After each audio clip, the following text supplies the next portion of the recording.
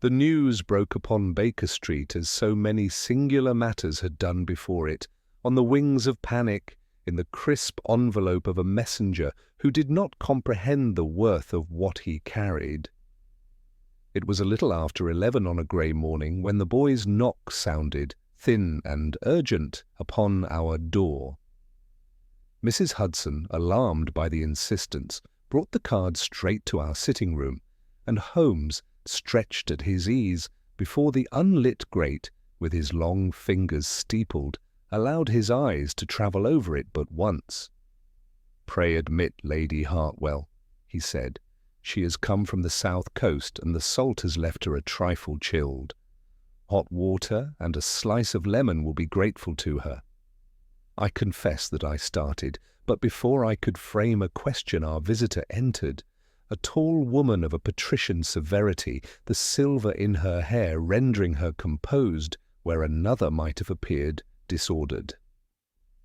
She cast one glance about our humble room, the violin upon the chair, the chemical apparatus upon the window ledge, and then, with the courage of a woman already stretched upon the rack of anxiety, came at once to her errand. "Mr. Holmes," said she, "my daughter has vanished. She is Miss Eleanor Hartwell, my only child, and unless you act within the day, I fear I shall never see her alive again." Holmes indicated the armchair facing him, and with a courtesy so simple it never failed to disarm the haughtiest client, bade her be seated. I took up my notebook almost unconsciously, for the very cadence of her words rang with that particular note of calamity with which experience had acquainted me, the terror not of death alone, but of shame, scandal, and the slow gnawing of the public tongue. "You do well to come at once," said Holmes. "The interval between disappearance and public notice is a thief's ally. You have travelled from Brighton this morning." "I left at 8. Her voice trembled at last. "They told me at Scotland Yard that Mr. Lestrade would communicate, but he has not stirred beyond the usual inquiries, and Mr. Holmes, there is not an hour to waste." Holmes's gaze, which had roved lightly over her bonnet and cloak, grew fixed. "Your coachman waited at the station," said he, "and you dismissed him here.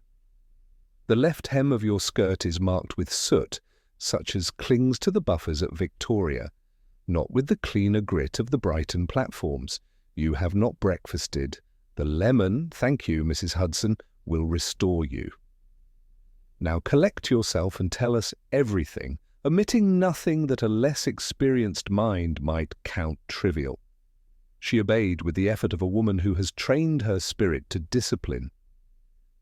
"Eleanor came up from the Royal Albion Hotel yesterday, alone save for her maid. There is a family dinner at Hartwell House tonight, a charitable subscription in which her name figures, alas, too prominently, and we looked for her by the 1:15. She did not arrive. I sent a wire to the hotel. They replied that she had departed in good order at noon in a first-class compartment, and that her maid, Jane Dallow, had seen her within the carriage as the train moved off. At Victoria, the guard reported that no lady answering to her description had alighted. The compartment door was still bolted from within when they examined it in the siding. It was empty. Holmes's eyelids drooped. "Bolted, still when examined?" he repeated in a tone which to me was as the click of a spring within the finest mechanism. "This is curious. Proceed." "The maid arrived by the next train, almost in a fainting state. She declares that Miss Hartwell would not permit her to ride in the same compartment. Eleanor was always independent, and bade her follow with the luggage. I have here my daughter's reticule, which was returned from the station by a porter who found it under the seat." She produced a small velvet bag, black, with a silver clasp. Holmes received it as a priest might receive a reliquary, and laid it upon the table without opening it. "Before we inspect this," said he, "a word upon Miss Hartwell herself. You called her your only child. Is there a guardian besides yourself? A fortune? Lady Hartwell's mouth grew firm. My late husband, Sir Thomas, left Eleanor the greater portion of his estate, settled upon her at her majority. She is 22, and, if God is merciful, of a sweetness and discretion which make this calamity the more unnatural. She has suitors, of course. There is Mr. Adrian Vale, a barrister of promise, and Captain Rivers of the 11th Hussars. There is also a Mr. Gideon Lemaire, a gentleman recently come into Brighton society, whose attentions I have discouraged. Holmes's long hand drifted to the violin bow and then away from it, as though for the moment music must give place to the more intricate harmony of facts. And enemies? We are not a family to make enemies, Mr. Holmes, but wealth collects parasites, as a lamp collects moths. There have been letters, anonymous, insinuating that Eleanor's fortune would be more safely managed under a husband's eye. I burned them. There is also a charity in which she is engaged, the Seafarers' Aid Society, which takes her near the wharves when we are in town. Her voice faltered. I have forbidden her to go alone, but she has a spirit. Just so, said Holmes softly. Now, if you please, the reticule. He opened it with a nail which he had allowed to grow for such operations, and from within drew 3 objects. The first was a handkerchief, exquisitely fine, with the initials E.H. worked in white upon white. The second was a pawn ticket. I recognized the printed blue of a Limehouse broker, and read with some astonishment the sum, £2.10, advanced upon 1 pearl brooch, pledged the previous evening. The third was a minute ribbon, no more than 2 inches long, of a coarse, striped weave, frayed at one end and stiffened at the other by a greyish residue like dried paste. Holmes held the ribbon to the light, and bringing it to his nostrils, smiled that slight wintry smile which in him did duty for excitement. "Watson," said he, "what do you make of it?" "It appears to be from a porter's cap," I ventured, "or else from a bathing machine curtain," returned he, "or from neither. No, forgive me. We will not hazard. We will observe. Lady Hartwell, did your daughter possess a pearl brooch?" "She wore one from her christening onward. It belonged to my mother." "And she pledged it last evening in Limehouse." Holmes's face grew intent, not with surprise, but with attention sharpened to a needle. "That is the East India Dock Road, rivermen, warehousemen, and a sprinkling of adventurers. Why should a young lady of fortune pledge a brooch at such a place for so small a sum? Why should she take the 1:15 from Brighton and never descend at Victoria? Why should a door be found bolted from within, yet contain no occupant? These 3 questions make one." Lady Hartwell clasped her hands. "Then you see a design?" "I see the outline of one," he answered, "as a draftsman sees the ghost of his plan in the first pale pencil strokes.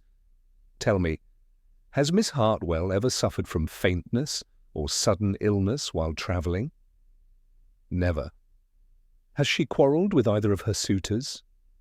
"Captain Rivers is importunate. Mr. Vale is steady. Mr. Lemaire—" She hesitated. "I have heard whispers of cards." "Nothing more."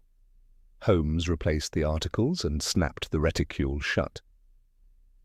"We shall go at once to Victoria," said he, rising with that bird-like quickness which always astonished me after his long periods of immobility. "Watson, your hat. Lady Hartwell, you will remain within call. I shall wire Lestrade to meet us at the siding, and I shall telegraph also to the pawnbroker to preserve the brooch at all hazards. We will learn more from the woodwork of a railway carriage than from a score of conjectures." He paused at the door and turned back, his gaze lingering upon the soot at the edge of our visitor's skirt and the faint glitter upon her glove where a drop of salt had dried. "One small comfort," said he in a tone which in any other man would have been called kind. "Miss Hartwell is not dead." Lady Hartwell sprang to her feet. "You know this?" "Her reticule tells me so. A dead woman cannot contrive to secrete what must incriminate another. She had an object in leaving it to be found. No, do not ask me yet what the object was. Come, Watson, the morning will not grow younger, and trains, like villains, have their timetables." As we descended the familiar stairs, I could not but observe the transformation in my friend. The languor was gone, the keen profile cut against the light like a hawk's. The fog over Marylebone Road lay in low folds, and the cabs stood like beetles along the curb. Holmes's hand fell upon my arm. "You noted the ribbon's paste?" he said. "Not glue, Watson, paste. There is a trade in London which uses it grossly in strips with a striped ground for a very particular purpose. We shall see it again before the day is out." We hailed a cab. Behind us, somewhere in the quiet of Baker Street, I fancied I could still hear the small, hopeless catch in Lady Hartwell's breath. Before us, the rails ran like thin, inflexible lines toward the south, and upon them, if I have learned anything in the years of which I write, lay the first clues to one of the most singular disappearances that ever came within the orbit of Sherlock Holmes. The cab set us down at Victoria. Lestrade was waiting, manner dry. He led us to a siding where a first-class carriage from the Brighton line stood alone. The porter, who had unlocked it, hovered. Holmes glanced at the compartment number and the door whose bolt had been found fast, though the seat within was empty. "Touch nothing," said he, and ran a finger along the strike. It came away gritted with dull grey. He held it to the light. "Paste," he murmured, "coarse, brittle." Within, the air was close with leather and lamp smoke. Holmes moved with his spare, cat-like economy, lens poised. The claret cushions showed an upright indentation, as of a traveller who sat rigid. Above, the umbrella rack bore a clean rectangle where a small case had rested. Beside it lay a dusting like sand.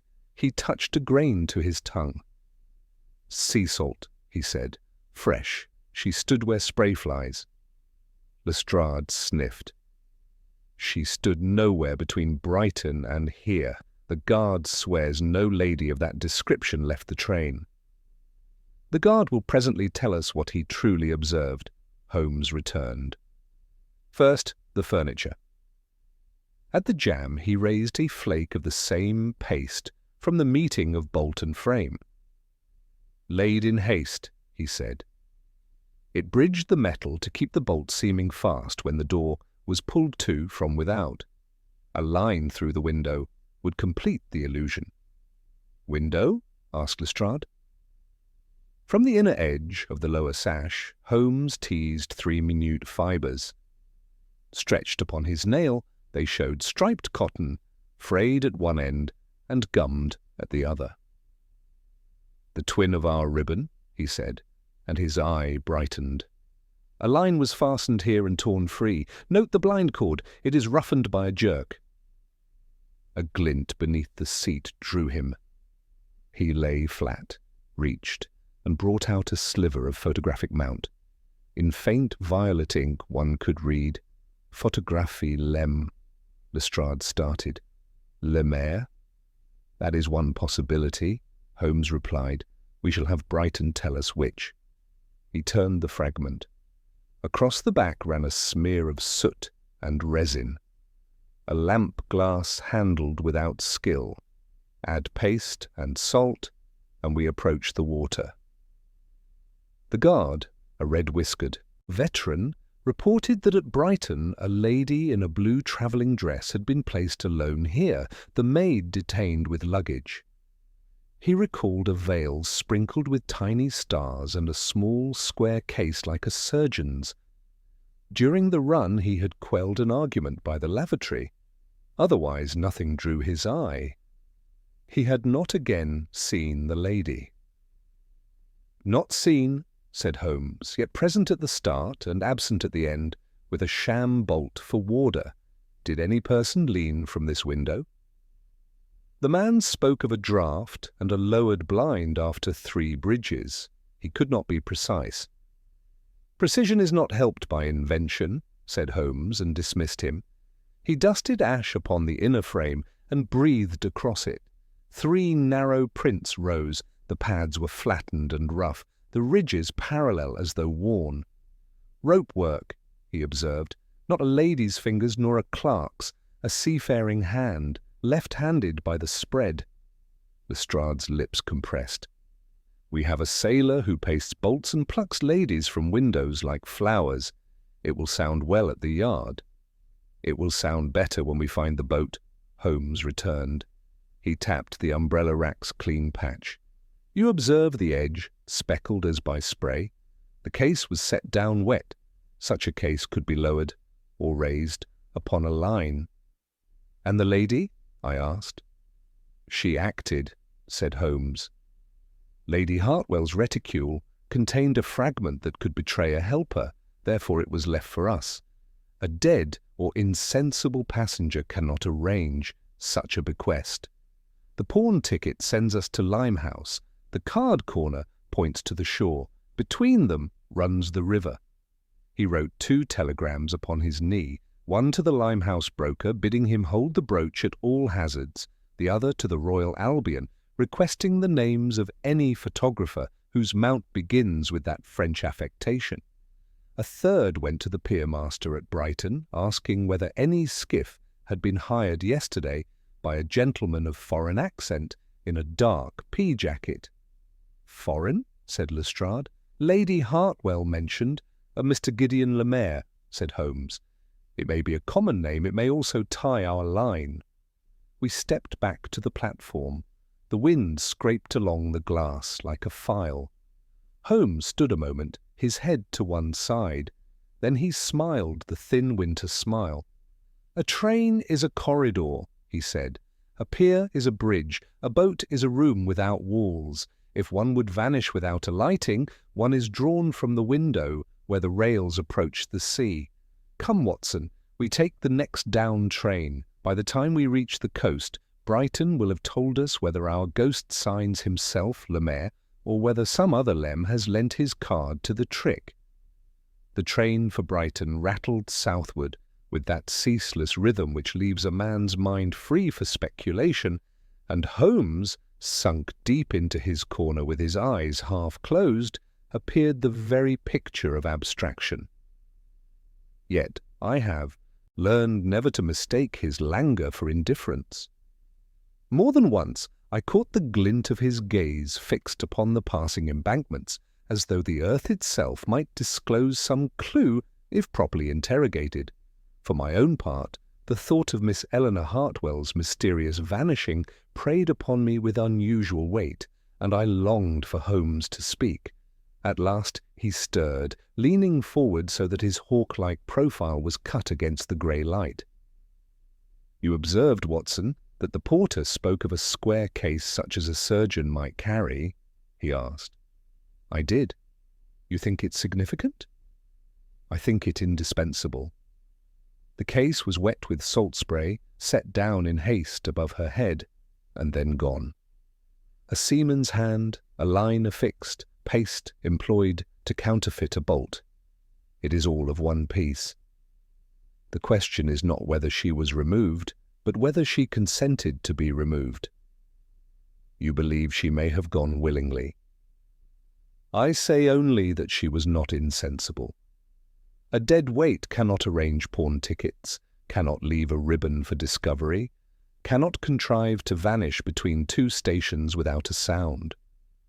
Our young lady is no mere victim, Watson. She is at once prisoner and actor in this little drama. His words startled me. "Surely you do not suggest that she—" Holmes lifted a finger. "I suggest nothing until the evidence compels me. Yet recall the pawn ticket. Why should she dispose of a pearl brooch, her most cherished ornament, in Limehouse of all places, Not for money. £2.10 is a trifle.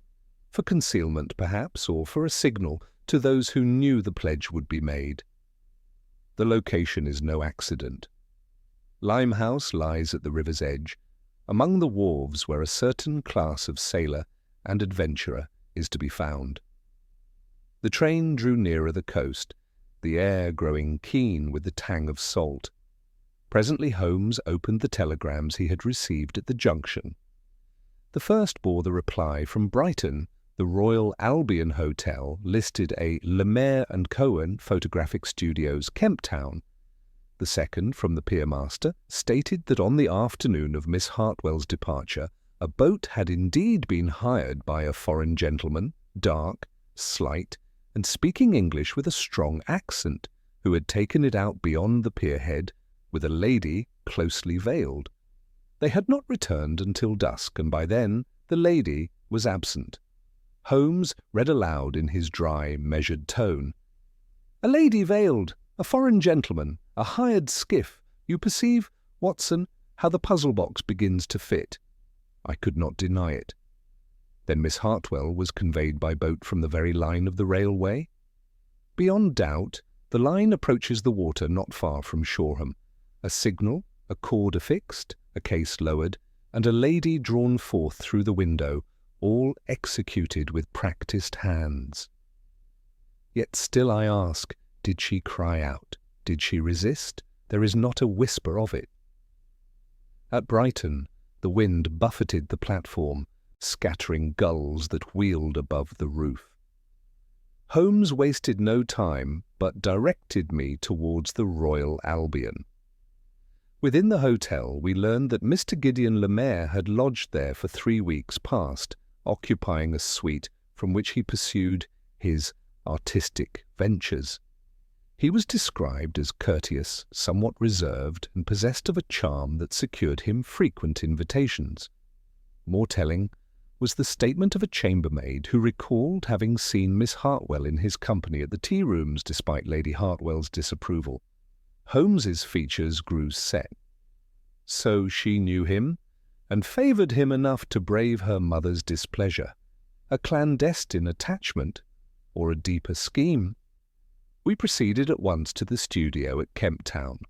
The blinds were drawn, but through a chink Holmes noted the faint smell of chemicals.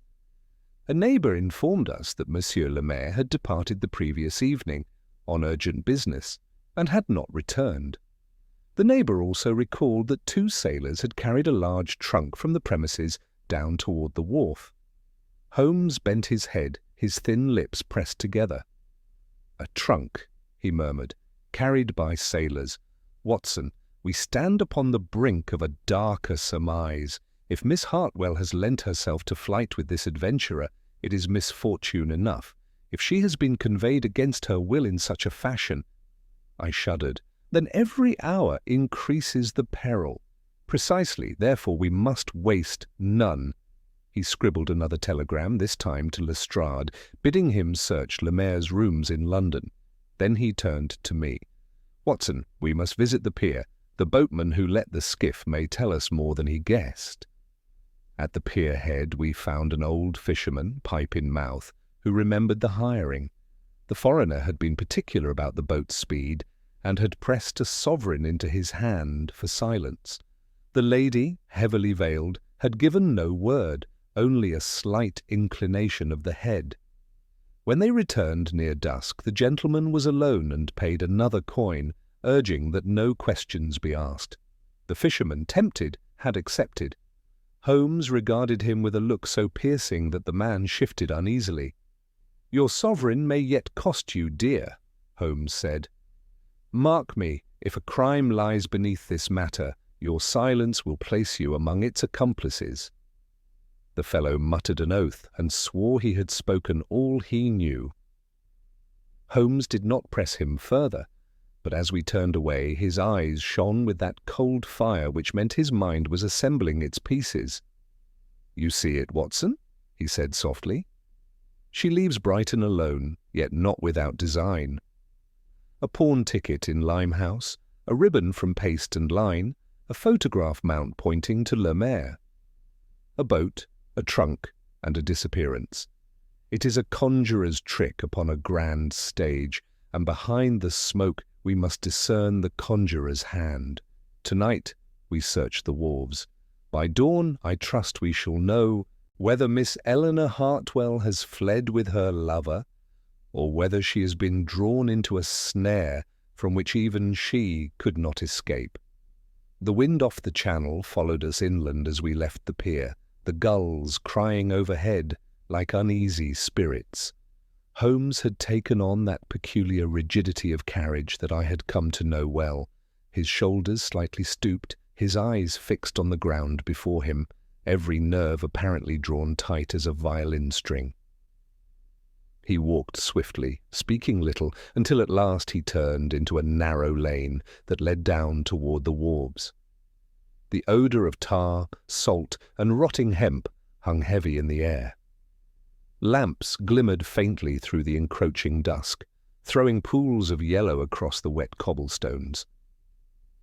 "Watson," said Holmes suddenly, "the sovereign pressed upon that fisherman tells us our adversary possesses both means and foresight.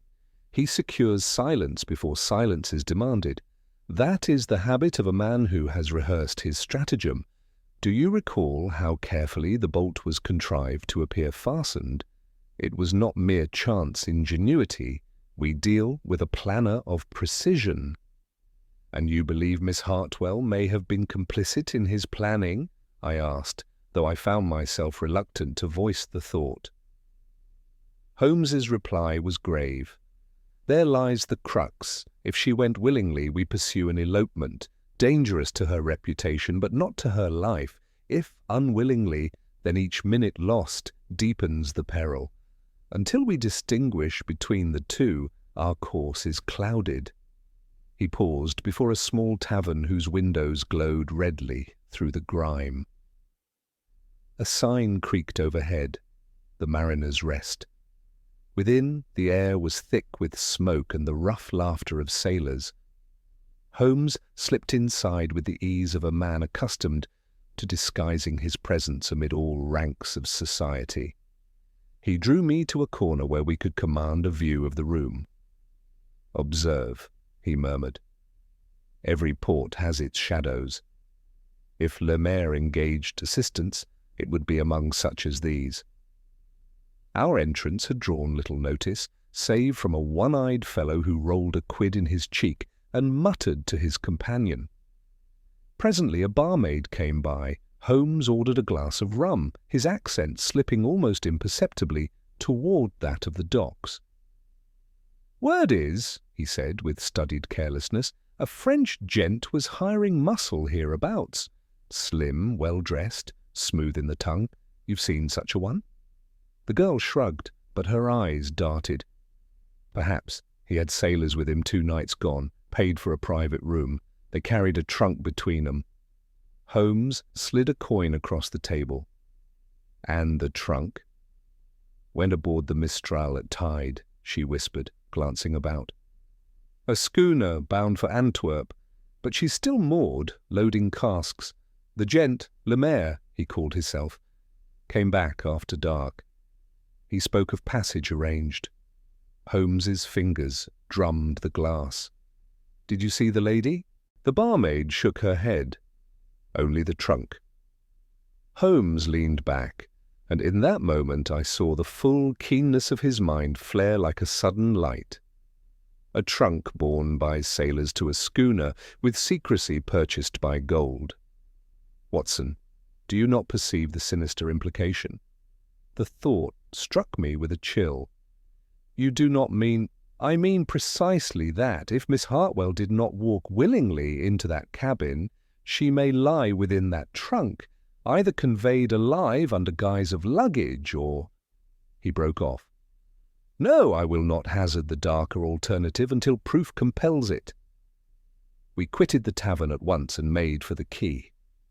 The schooner lay in shadow, her masts rising like bare trees against the winter sky. Lanterns swung upon her deck, and the creak of pulleys mingled with the splash of water. Holmes drew me behind a stack of barrels, and there we watched in silence. Presently, 2 men emerged, coarse in dress, their gait heavy with liquor. They spoke in low tones, but a fragment reached us. "Le Maire pays well, till we reach Antwerp." Holmes touched my arm. "It is enough. The game is afoot." He waited until they had stumbled out of sight, then drew me swiftly toward the gangway. A solitary watchman stood at the rail. Holmes's voice, when he spoke, was transformed into the brusque growl of a sailor. "Orders from the master. Cargo must be inspected before dawn." He thrust a slip of paper before the man's eyes, an old bill of lading he had drawn from his pocket, yet in the gloom it passed well enough. The watchman, half asleep, muttered and waved us aboard.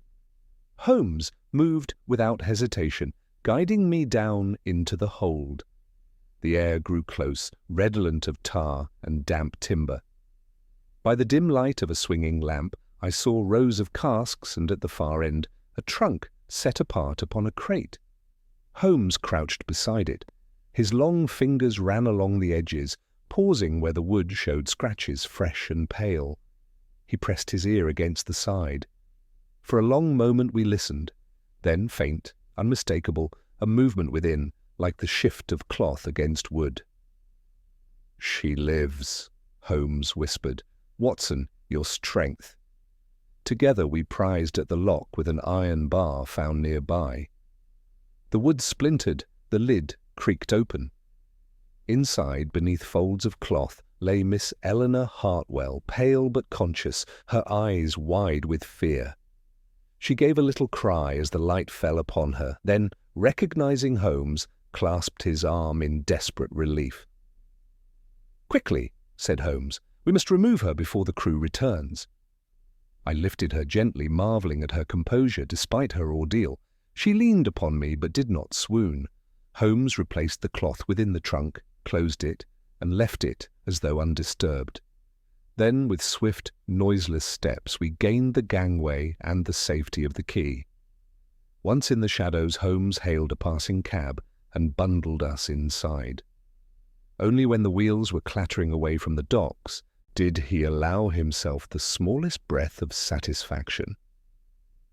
"You perceive, Watson," he said quietly, "that the pawn ticket, the ribbon, the trunk, they were not mere accidents, but deliberate markers in a trail laid half by the enemy and half by the lady herself. She has contrived to preserve both her life and her honor until aid could reach her. Yet the true architect of this plot remains at large, and until we lay hands on Gideon Le Maire, the case is not yet concluded." Miss Hartwell sat between us in the cab, her hands trembling slightly despite the brave composure of her features. The lamplight from the streets flickered across her pale face, and more than once she glanced fearfully behind, as though she half expected pursuit. Holmes, meanwhile, had drawn his cloak about him and watched her with that steady gaze which had unnerved stronger men than she.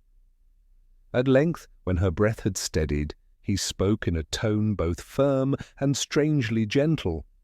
"You are safe for the moment, Miss Hartwell, but your safety cannot be assured until we know the precise nature of your entanglement. I beg you, tell us everything, sparing nothing, however trivial it may appear." She hesitated, her eyes falling, then raised them with sudden resolve. "You are right, Mr. Holmes. Concealment has already brought me near to ruin. I will tell you the truth. I knew Gideon Le Maire. I first met him at a gathering in Brighton some weeks ago. He spoke with an air of knowledge and refinement unlike any man I had encountered. He professed admiration for my work with the Seafarers' Aid Society, and soon contrived opportunities to see me again. My mother disliked him, but I, fool that I was, believed his intentions honourable. Holmes inclined his head. "Continue." "He told me he had information of grave importance concerning the charity, that certain funds were being diverted, and that men in positions of trust were involved. He said he could prove it, but only if I would assist him discreetly. He begged me not to speak to my mother until the matter was resolved, warning that it might imperil the reputations of families close to ours. Against my better judgment, I agreed. Yesterday he pressed me to meet him in London, promising final evidence. I was to travel alone in the first-class compartment. My maid was ordered to follow with the luggage. He assured me it was essential no one see us together. I consented. She shuddered and drew her cloak closer. When the train left Brighton, I expected him to join me at the next stop. Instead, the window darkened, and suddenly strong hands seized me. I tried to cry out, but he pressed a cloth to my mouth. He whispered that if I resisted, all would be lost, that he meant only to save me from enemies who had discovered our plan. He bound my wrists, lowered me through the window by a rope, and before I knew it, I was in a small boat with two rough men. They rowed swiftly to the schooner. I begged him to explain, but he only said that Antwerp was safer, that once there we would be free of pursuit. He locked me in that trunk. I thought I would suffocate. Only by shifting my weight could I find breath. I prayed someone would find me, though I dared not hope. Her voice faltered, and she turned away, tears shining in her eyes. Holmes leaned back, his face unreadable. "It is as I suspected," he said at last. Le Maire cloaked his villainy beneath a veil of philanthropy, preying upon your noble impulses. The pawn ticket, however, was your own doing? "Yes," she whispered. "I guessed I was being deceived. The brooch was my only possession of value. I pledged it in Limehouse deliberately, hoping that the trace might one day lead someone to me. I left the ticket in my bag as a sign." Holmes's eyes gleamed with approval. "A most courageous stratagem. You preserved the single thread by which rescue might be possible, yet Le Maire miscalculated. He believed you powerless once hidden in that trunk. He failed to reckon that you would think more keenly than he imagined. That oversight will be his undoing." The cab drew up at our lodging in Baker Street. We hurried her inside, Mrs. Hudson fussing anxiously, until Holmes assured her the young lady required only rest and quiet. Once she was safely settled in the upstairs chamber, Holmes drew me into our sitting room and closed the door. His face was alight with energy. "Watson, you perceive the shape of the thing. Le Maire is no lovesick foreigner. He is a scoundrel of method. His object is not merely to compromise the young lady, but to control her fortune. Marriage in Antwerp under a false name would give him legal claim. Once secured, he might cast her aside or worse. He has allies, sailors willing to do his bidding, and funds sufficient to hire silence. Yet he overplayed his hand. The schooner remains in harbour, its departure delayed. That buys us a narrow margin." "And what do you propose?" I asked. "First, we alert Lestrade to guard Miss Hartwell here. Then we go at once to the wharf. Le Maire will discover the empty trunk before long. He will know she has slipped his grasp, and in desperation may attempt flight. We must intercept him before he escapes, or before he seeks to recover his prize by violence." No sooner had Holmes dispatched a wire to Lestrade than we were again in a cab, racing toward the river. The fog had thickened, muffling the lamps and laying a spectral veil across the warehouses. Figures loomed and vanished, voices echoed strangely in the mist. Holmes strode swiftly, his revolver hidden beneath his cloak, every sense sharpened to the pursuit. At the quay the schooner lay quiet, her sails furled, lanterns glowing faintly on deck. But from a side alley came the sound of hurried footsteps. Holmes darted forward, and we beheld a tall, slight man in a dark coat, a satchel slung across his shoulder. Even in the dim light, the pale oval of his face was striking, the features sharp, the eyes restless. "Gideon Le Maire!"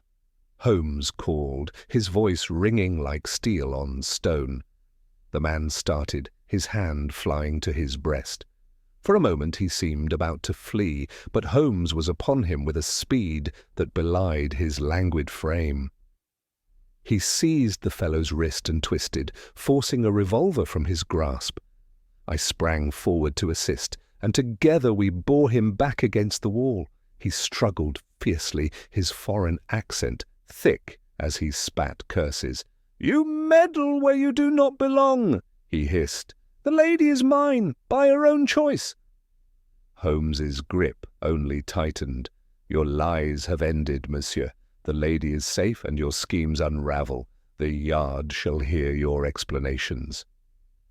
As the sound of approaching constables echoed through the fog, Holmes glanced at me with that rare flicker of triumph in his eye. "The curtain has lifted, Watson. Now let us see what shadows still lurk behind it." The constables closed in from the fog, their lanterns flaring across the damp cobbles.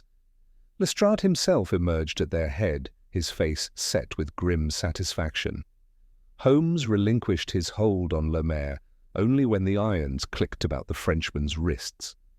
The fellow glared with a venom that might have struck terror into weaker men, but Holmes met his eyes with a cool detachment that reduced his defiance to impotent rage.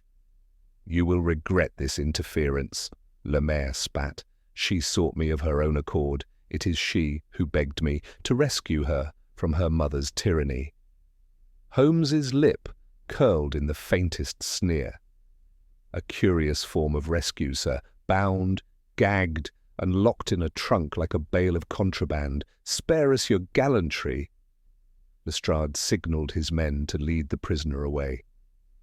Yet even as they did so, Lemaire's words gave me pause.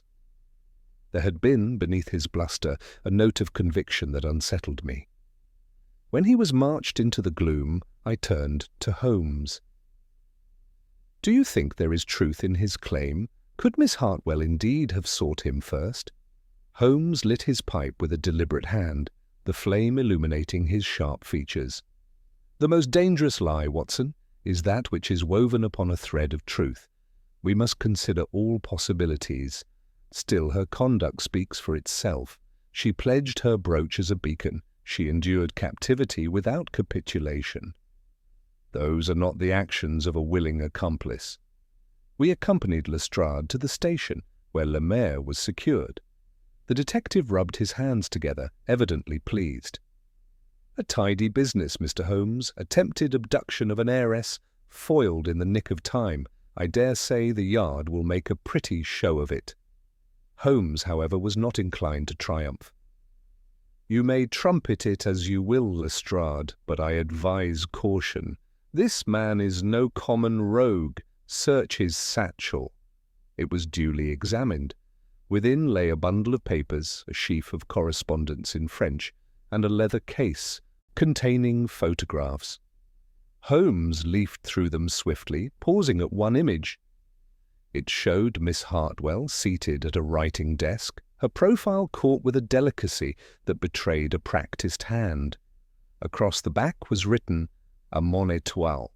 "GL," Lestrade grunted. So he courted her proper, then turned to crime when she refused him. "Perhaps," said Holmes, "but observe this."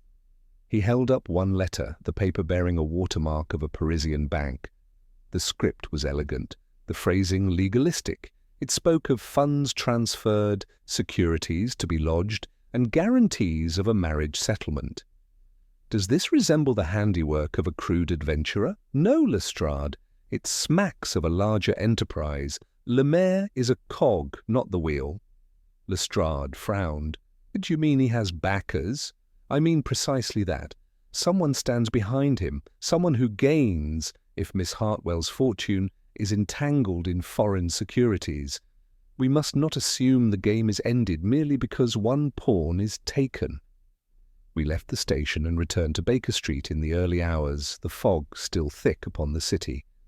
Miss Hartwell awaited us in the sitting-room, her face pale with fatigue, yet alight with anxious inquiry. When Holmes assured her of Lemaire's arrest, she uttered a sigh of profound relief. Yet her composure soon returned, and she listened attentively as Holmes questioned her once more. "Miss Hartwell, did Le Maire ever speak of associates, of partners in business, or of obligations he must meet?" She shook her head slowly. "He mentioned a brother in Paris, a banker of some repute. But I thought little of it. He said only that if matters went ill in England, he had friends abroad who would shield him." Holmes nodded thoughtfully. "That brother may be less an invention than you suppose. These letters suggest a financial network extending beyond our shores. It is not mere romance that drives him, it is calculation. You are fortunate, madam, that we intercepted him before he carried you into a jurisdiction where English law would not so easily reach." At this she shivered and clasped her hands tightly. "I was a fool, Mr. Holmes. My vanity, my wish to play the heroine of some noble cause, it nearly cost me all." Holmes regarded her with a curious gentleness. "Courage and credulity are near cousins, Miss Hartwell. Many have erred for far less generous reasons. Take comfort that your quick wit preserved the means of your salvation. Few would have thought to pledge a brooch in Limehouse as a cry for help." She gave a faint smile, though her eyes brimmed with tears. "I owe you my life." When she had retired, Holmes paced the room, his pipe sending up slow spirals of smoke. "The matter is not yet complete, Watson. Le Maire is in custody, yes. But mark me, before the week is out, pressure will be brought to bear for his release. These letters reek of influence. Men of standing, men with reputations to guard, may find it inconvenient if he speaks too freely. Our task is to prepare the case so thoroughly that no whisper of impropriety can set him free." I watched him as he strode to the window and stood looking out into the fog. The street below lay silent, yet his every nerve seemed attuned to some hidden current. "You think his allies may attempt to silence him?" I ventured. "Either silence him or spirit him away. It would not be the first time a prisoner vanished from custody. We must visit him tomorrow at the Yard. I shall examine his correspondence more closely, and perhaps the French embassy may shed light upon these financial intrigues." "And Miss Hartwell?" "She must remain under guard. Lestrade will see to it, though I would prefer my own eyes upon her. Still, the threat to her person is less immediate now that their scheme is unmasked. It is Le Maire himself who stands in the gravest peril, for those who employed him may deem him more useful dead than alive." Holmes's words lingered with me as the fire sank low and the city's sounds ebbed into silence. I knew from long experience that the true storm often came after the apparent victory, when the villain in chains was least expected to strike. As I retired that night, the image of Le Maire's burning eyes haunted me, and I wondered whether our triumph had been too swift, too simple. For in Holmes's world, no knot was ever untangled without revealing a deeper thread, and I feared that the case of the vanished heiress was far from finished. Morning light crept reluctantly through the fog, casting a dim pallor across Baker Street. Holmes was already at the table when I descended, poring over the letters seized from Le Maire. His breakfast sat untouched, a pipe smouldered beside him, and his eyes burned with that peculiar intensity which told me the night had brought little sleep. He looked up only briefly when I entered, then tapped one of the documents with a long finger. "Observe, Watson, these are not mere love letters dressed in mercantile garb. Here is the hand of a financier, skilled in the subtleties of international credit. He speaks of collateral in Antwerp, of securities to be transferred in Eleanor Hartwell's name. Le Maire is no freebooter acting on whim. He is an agent, bound by obligations we have yet to uncover." I leaned closer, tracing the elegant French script. "And you believe his brother in Paris is involved?" Holmes's lips pressed into a thin line. More than involved. He may be the architect. Gideon Lemaire is but the instrument. These papers mention the circle, a phrase repeated twice, once underlined. Such terms are not used idly. They point to an organization, men whose reach extends beyond one reckless abduction. Before I could reply, a sharp knock rattled the door. Lestrade entered, his expression grim. "We've a complication, Mr. Holmes. Your prisoner gave us the slip." I started in disbelief. "Impossible! He was under guard." "At Scotland Yard." Lestrade spread his hands. "So he was, yet by morning he was gone. The constable at the cell swears no man entered. The lock was intact, the key accounted for, but the bed was empty." Holmes's eyes gleamed, though his face betrayed no surprise. "As I warned, Watson, the allies of this man moved swiftly. Tell me, Lestrade, were the windows barred?" "They were," Lestrade answered. "High and narrow besides. No man could pass through." "No ordinary man, perhaps," Holmes murmured. "But with assistance, ropes, and knowledge of the yard's routines, it is less miraculous. It was no mere escape, it was extraction, and that means our adversaries are bold indeed." Lestrade looked flustered. "We're combing the riverside already, but if you have a lead—" Holmes rose, thrusting the bundle of letters into his pocket. "The lead lies in Limehouse. It was there that Miss Hartwell pledged her brooch, and there that Lemaire's confederates hold ground. If they sought to spirit him away, they would retreat to familiar haunts. Watson, your hat. Lestrade, have 2 of your best men follow, but no more. A crowd would only drive the rats deeper into their holes." We were soon rattling through the city, the morning traffic muffled by fog that clung like damp wool to every surface. Holmes remained silent, his gaze fixed upon some unseen point, his fingers steepled before his lips. When at last we reached the crooked streets of Limehouse, the air was thick with smoke from the river barges, mingling with odours of fish and tar. The alleys twisted like mazes, lined with shabby lodging-houses and shuttered shops where furtive figures moved quickly at our approach.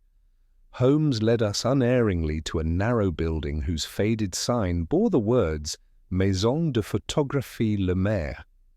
The shutters were drawn, but through a crack in the door seeped a faint glow. He pressed his ear against the wood, then motioned for silence. From within came the murmur of voices, one sharp with agitation, another low and insistent.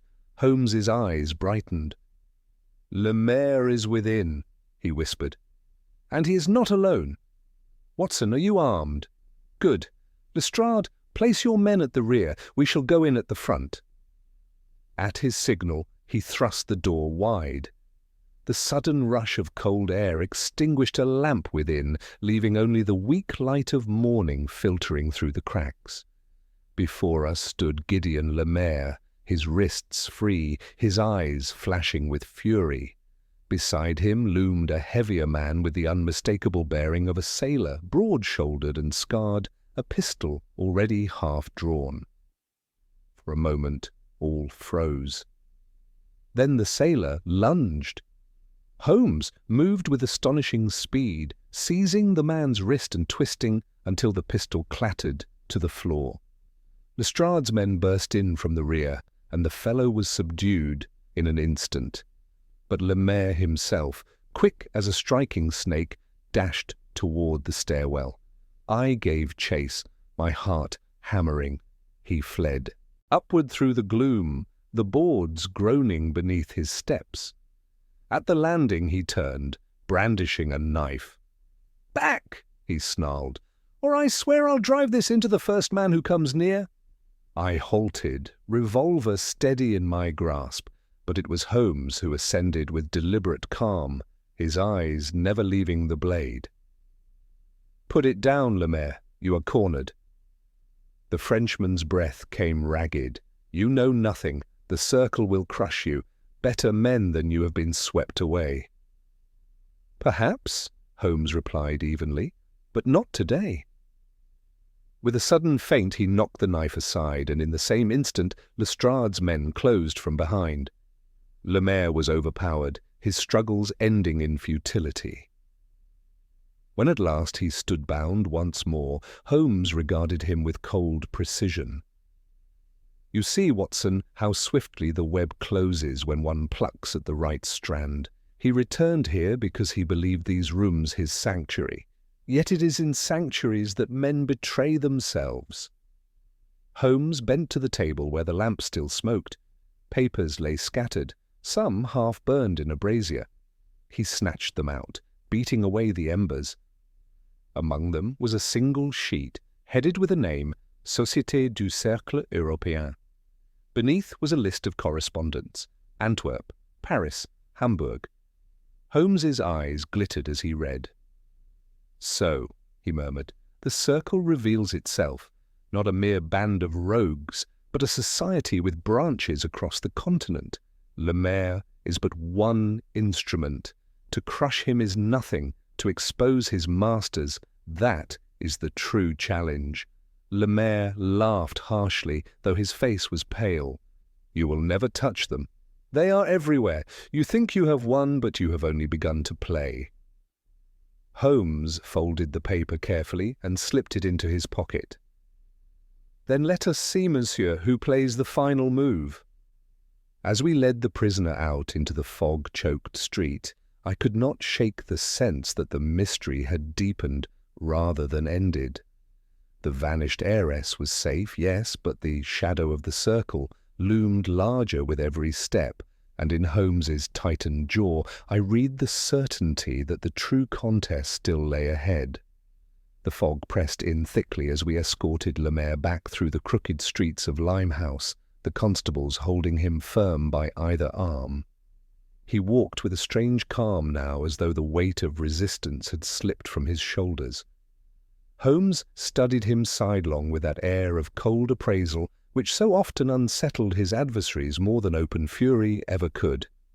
I could not shake the echo of Lemaire's words, "The circle will crush you," and I sensed in Holmes's taut silence that he too pondered their gravity.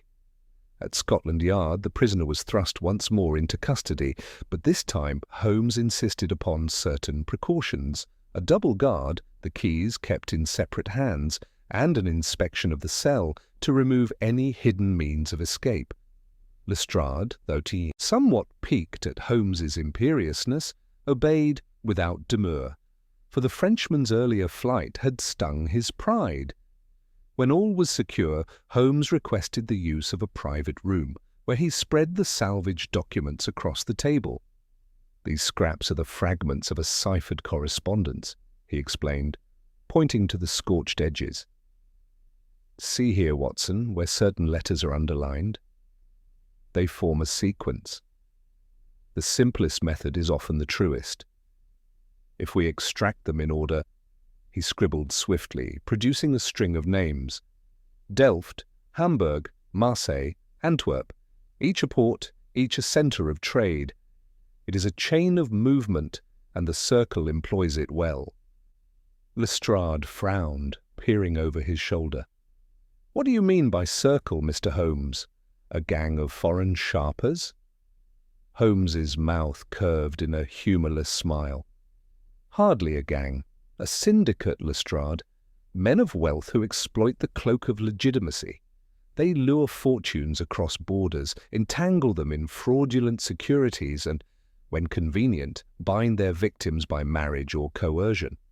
Miss Hartwell was marked not for her beauty alone, but for the estate she controls. Lemaire's part was the net. His masters are the hands that drew it tight." As he spoke, I felt the chill of realization. The abduction was but a single thread in a far wider tapestry woven across the very heart of Europe. Lemaire, though cunning, was no mastermind, merely a willing tool. Holmes, however, seemed invigorated by the prospect of a larger contest, his eyes glittering as he folded the paper with care. "We must move swiftly," he continued. "The longer we wait, the greater the chance his confederates will stir. Tonight they may already be plotting to retrieve him or silence him. Watson, you will remain close. I value your revolver more than Lestrade's battalion." Later that evening, we returned to Baker Street, where Lady Hartwell and her daughter awaited word. The relief upon their faces when Holmes assured them of Lemaire's recapture was tempered by dread at the mention of his allies. Lady Hartwell clasped her daughter's hand tightly, as though the very shadow of the circle might snatch her away again. "My only wish," she said in a trembling voice, "is that we may never hear that man's name again." Holmes regarded her gravely. "I fear, madam, that his name is the least of it. While he remains in custody, you are comparatively safe, but wealth attracts hunters as carrion draws crows. Be vigilant. Should any letter or visitor approach you with proposals of finance or philanthropy, bring it to me at once. The circle thrives on secrecy, and daylight is its enemy." That night I found Holmes in his armchair, the violin silent beside him, his gaze fixed upon the smoke curling from his pipe. "You are uneasy, Holmes," I remarked. "Uneasy, Watson?" "No, exhilarated. We stand upon the threshold of an intrigue whose breadth may astonish even You. Lemaire is caged, but caged men sing if one knows the tune to play. Tomorrow we shall extract his song. Then perhaps the first veil will lift from the circle. I confess sleep came only in fits that night. The image of Eleanor Hartwell crammed into that trunk, her eyes wide with terror, returned again and again. Yet each time, Holmes's voice echoed in my mind. It is the outline of a design. And I wondered what larger design still awaited us. The following morning, we were summoned early to the yard. Lestrade met us with a countenance at once harried and alarmed. "He's demanding to see you, Mr. Holmes, refuses to speak a word to anyone else, swears he has information to bargain for." Holmes's expression was unreadable as we were led to the cell. Lemaire sat upon the bench, his dark eyes fixed upon the iron bars, his face pale but resolute. When we entered, he rose, inclining his head slightly, as though greeting a social acquaintance rather than his captors. "You have won a round, monsieur," he said quietly. "But you do not know the whole game. I will tell you what you seek: names, places, the circle itself. But I ask one thing in return." Holmes leaned upon his stick, his gaze unwavering. "Speak." "My passage," Lemaire said simply. "Safe conduct out of England. I care not where, America perhaps, but if I remain here, I am dead within the week. My masters will see to that. Give me my freedom, and I give you the circle." For the first time in many hours, Holmes's eyes kindled with genuine surprise. He stood silent, weighing the man's words, while Lestrade muttered an oath of disbelief. The air in that narrow cell seemed charged with peril, as though the very walls leaned closer to catch the bargain. Holmes at last straightened, the keen light of decision dawning upon his face. "You ask for much, monsieur, but perhaps your life is worth precisely what you offer. Very well, let us hear what you know, then we shall judge whether your freedom is a price England can afford to pay." Lemaire smiled faintly, a man at the edge of the gallows who sees the rope slacken by an inch. "Then listen closely, Mr. Holmes, for the circle has many hands, and they are already reaching for you."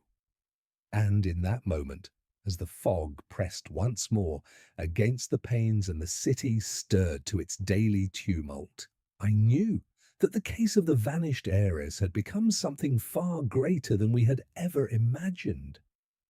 Lemaire stood close to the bars, his face shadowed, his voice lowered to a conspiratorial murmur, as though the very walls might betray him. Holmes remained motionless, his eyes fixed on the Frenchman with a hawk-like stillness that gave no hint of judgment, only of relentless attention. I, for my part, felt the weight of his words press heavily upon me. He had offered to unveil the circle itself, a society whose reach spanned ports and cities, whose hand had already brushed so near to tragedy. Yet what price would We pay for such revelation. You shall have your story, monsieur, Le Maire began, but remember this, I do not betray them lightly. I betray them because they have betrayed me.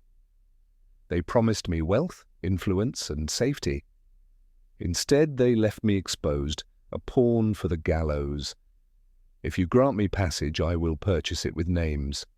Holmes inclined his head slightly, his voice calm but edged with steel. We will not discuss terms further until I hear something verifiable. Speak and be precise. The Frenchman gave a thin smile. So be it. The circle began in Antwerp, among merchants whose ships carried more than cargo. They trafficked in information, in securities, in fortunes not their own. To the world they are philanthropists, financiers, patrons of art. To their inner ring they are hunters. They seek heirs and heiresses, men burdened with debts, families with titles but dwindling coffers.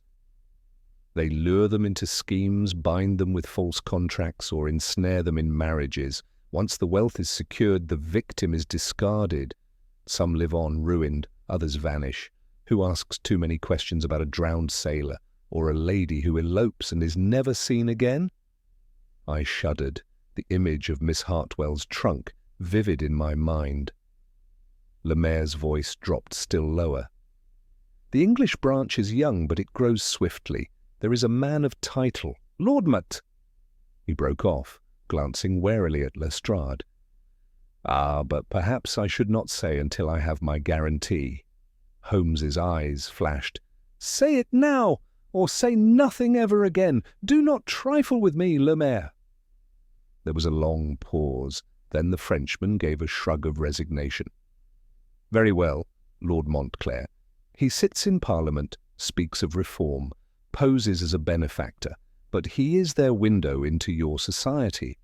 It was through him that I gained entrance to circles where Miss Hartwell might be found. He supplied me with names, occasions, introductions. Without him, I could not have approached her. Lestrade swore under his breath. Montclair? He's dined with ministers. We cannot credit it. Holmes silenced him with a gesture. His gaze never wavered from Le Maire's face. And the others? There are correspondents in Hamburg and Marseille, but the chief is his brother, Armand Le Maire, a banker in Paris.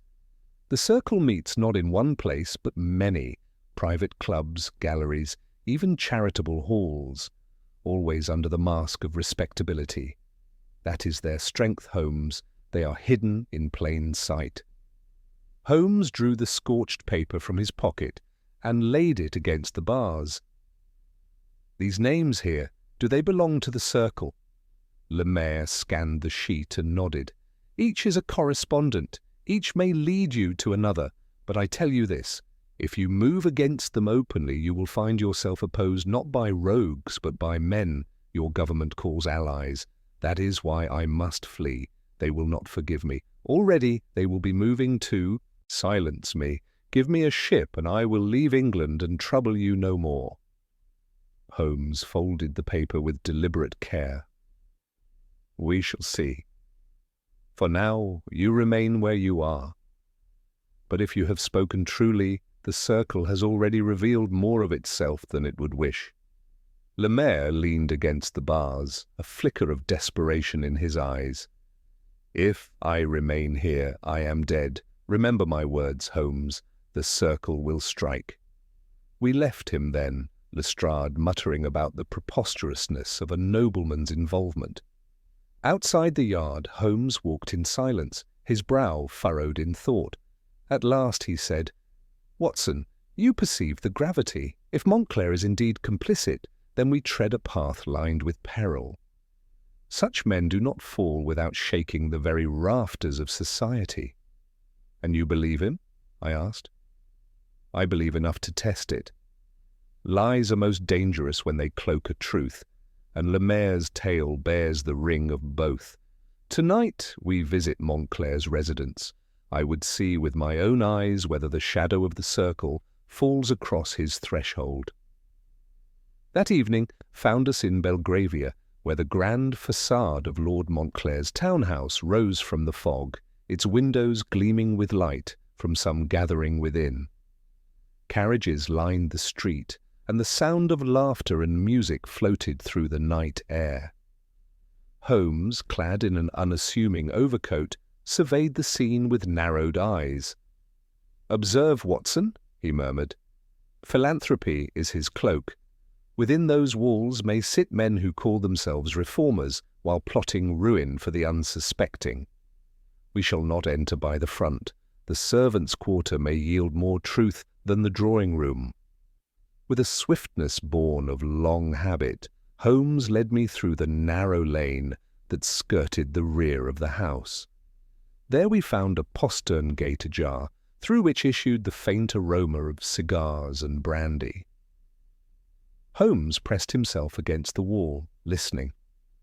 From within came the low murmur of voices, not the laughter of guests, but the measured tones of men in serious discourse. He beckoned me closer. Through a narrow window we glimpsed a small room lit by a single lamp. Around a table sat 3 men. One I recognized instantly from Lemaire's description, Lord Montclair himself, his fine features composed, his hand steepled as he spoke. Beside him sat 2 strangers, both foreign in aspect, their faces shadowed. Upon the table lay papers, a map of Europe spread wide, and I saw Montclair's finger trace a line from Antwerp to London as he spoke. Holmes's grip tightened on my arm, his eyes alight with certainty. "There, Watson, the circle breathes before us, and if we are not careful, its coils will close about us both before dawn." Even as he spoke, the lamplight shifted, and Montclair's gaze lifted sharply toward the window, as though he had sensed the eyes that watched him. Holmes drew me back from the narrow window with a swift motion, his hand firm on my sleeve. We pressed ourselves into the shadow of the wall, just as the lamplight flared and Montclair's voice carried more clearly. He had not moved to the window after all. It was a trick of the shifting flame that made his gaze seem to pierce the night. We remained utterly still, the chill of the brick seeping through my coat, while Holmes inclined his head toward the crack once more. Montclair's tones were low but distinct enough to reach us in fragments. "Delays in Antwerp? Funds secured through Marseille. The girl nearly taken." The words fell like lead into the silence between us. The foreigners murmured assent, one tapping the map with a forefinger. "London must not be exposed. Lemaire has failed." Holmes's eyes glittered. "Do you hear, Watson?" he whispered. "They speak as men who believe their hound lost, yet they know nothing of his song. This is confirmation enough." I scarcely breathed, every nerve taut. The conversation within grew more pointed. Montclair continued, "The Frenchman must not speak. If he is in custody, it is only a matter of time before he bargains. We must arrange his silence before dawn." A sharp intake of breath escaped me, but Holmes silenced me with a single glance. His voice, when he bent close, was no more than a thread. "Now we know their hand. Come before we are discovered." We withdrew as silently as we had come, passing once more through the postern gate into the misted lane. Holmes quickened his pace, his cloak swirling about him as though driven by the urgency of his thoughts. Only when we reached the relative safety of the street did he speak. "They mean to strike at Lemaire this very night, Watson. It is no idle boast. The circle does not permit loose tongues. If we would wrest the truth entire, we must prevent them. To the yard. At once." We hailed a cab, and the horse clattered over the wet stones as Holmes leaned forward, his voice taut with resolve. "You perceive, Watson, how narrow the margin has become. We hold the key to a greater conspiracy, yet the lock may vanish with the man who knows it. Tonight decides whether this affair ends in triumph or in silence." At Scotland Yard we found Lestrade in a flurry of agitation, papers strewn across his desk, constables hurrying in and out. Holmes wasted no words. "Double the guard on Lemaire's cell this instant. The circle moves even now. If you falter, you will hand them the knife." Lestrade bristled, but his colour drained at Holmes's intensity. "He's secure, I tell you." "Secure?" Holmes cut him short. "The first time he slipped your grasp, will you offer them the second chance upon a silver plate? Act, man." Within moments Lestrade had dispatched orders, and we hurried down the corridor toward the cells. The air grew colder, the stone walls dripping with damp. At the end of the passage, 2 constables stood, rifles at the ready. Holmes inspected the locks himself, running his long fingers over bolt and hinge before nodding curtly. "He still breathes?" "Aye, sir," one guard replied. "He's restless but alive." Holmes gestured to me. "Watson, remain here with me. If they attempt their rescue, it will be here, not above." We settled into the vigil, the silence broken only by the drip of water and the distant echo of boots.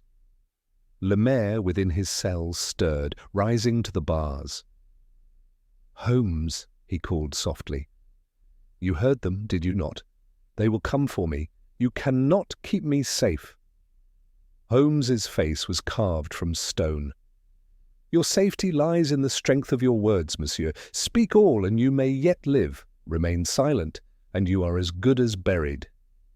The minutes dragged into hours. Midnight struck, the bell's vibration reaching even the bowels of the yard. Then, faint but unmistakable, came the sound of movement at the far end of the corridor. Holmes straightened, his eyes narrowing. "Footsteps, Watson, not from above, but beneath." I listened, and indeed the sound was not of boots upon stone, but of something duller, muffled. Holmes strode to the corner where the wall met the floor and pressed his hand against the flagstones. "A tunnel," he muttered. "They have undermined even the yard." Before I could voice astonishment, a slab shifted with a grinding scrape. From the darkness below rose 3 figures, masked, their hands gloved, knives gleaming. They moved with practiced swiftness toward Lemaire's cell. "Now, Watson," Holmes cried, and we sprang forward. My revolver barked, the shot ricocheting down the corridor. One intruder fell back with a cry, clutching his arm. Holmes flung himself upon the second, wrenching the knife from his grasp in a flurry of motion. The third darted toward the cell door, keys glinting in his hand, but I struck him across the temple with the butt of my pistol, and he collapsed. The corridor was filled with shouts as Lestrade's men rushed in. The surviving intruders were bound and dragged from the tunnel, their masks torn away to reveal faces foreign and hard, men of the sea. Lemaire had shrunk back against the wall of his cell, his face pale, his eyes wide with mingled fear and triumph. "You see, Holmes," he gasped, "I told you they would come. They will never cease." Holmes dusted his hands, his gaze keen and cold. "On the contrary, monsieur, tonight they have ceased, for in their desperation they have shown themselves. The circle hides in parlours and exchanges, but here they stooped to the gutter. That contradiction will prove their undoing." Lestrade arrived, breathing hard, his eyes blazing with excitement. "By heaven, Holmes, you were right. If we had not been here—" "If we had not been here," Holmes replied quietly, "Lemaire would already be carrion. Remember this, Lestrade, the circle does not forgive. We must move swiftly now before Montclair and his ilk weave another veil. These men will not speak, but their presence is proof enough of design." As dawn's first pallor crept into the sky above London, Holmes stood at the foot of the corridor, his silhouette etched against the dim light. His voice, calm yet edged with that rarest note of satisfaction, reached me as though from a distance. "The heiress is safe, Watson, but the greater prey remains.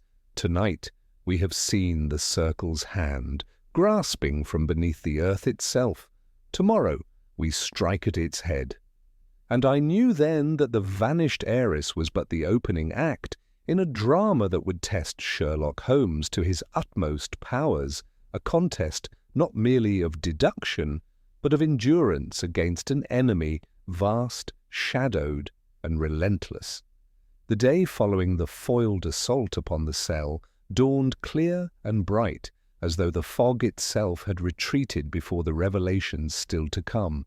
Holmes had spent the night in restless calculation, his mind weaving the separate threads into one net. By mid-morning we were again in motion, summoned at his insistence to a private chamber at Scotland Yard, where Lestrade awaited us with files of testimony and the captured intruders shackled under guard. Le Maire himself had been moved, at Holmes's urging, to a more secure location. Holmes began without ceremony. "Lestrade, you doubted Lord Montclair's involvement. Last night he sealed his own guilt. These men tunnelling beneath your very walls did not choose their target at random. Their orders came from above, and the path leads to Montclair's house. While you busied yourself with guards at the door, they approached by the cellar." Lestrade scowled. "You'll need more than suspicion to bring down a peer." Holmes's eyes gleamed as he drew forth the half-burnt correspondence.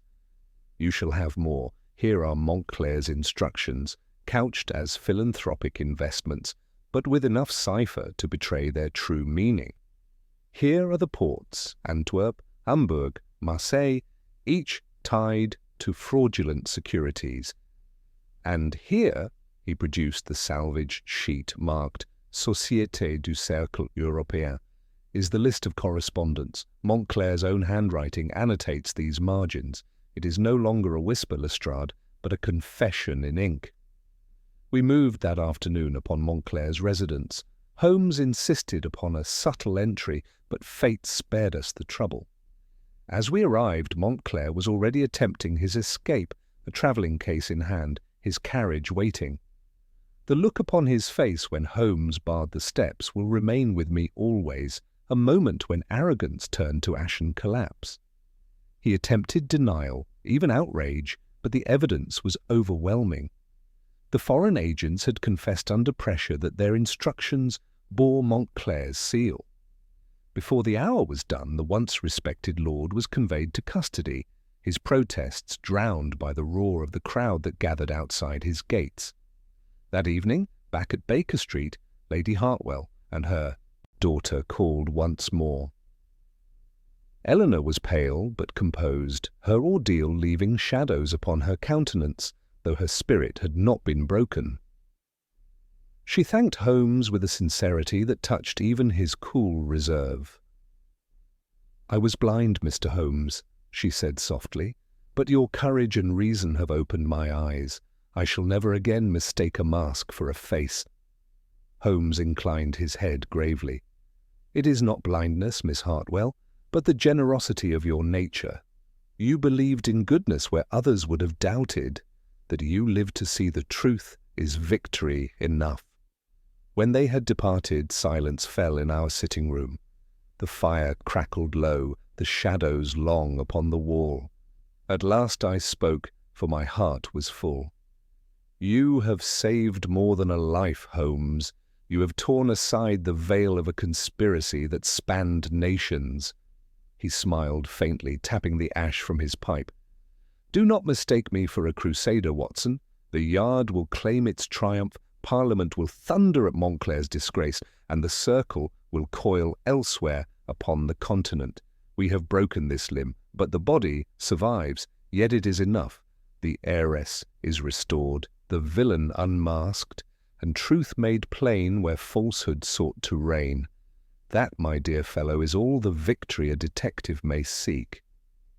He rose, standing tall against the glow of the hearth. "Come, Watson.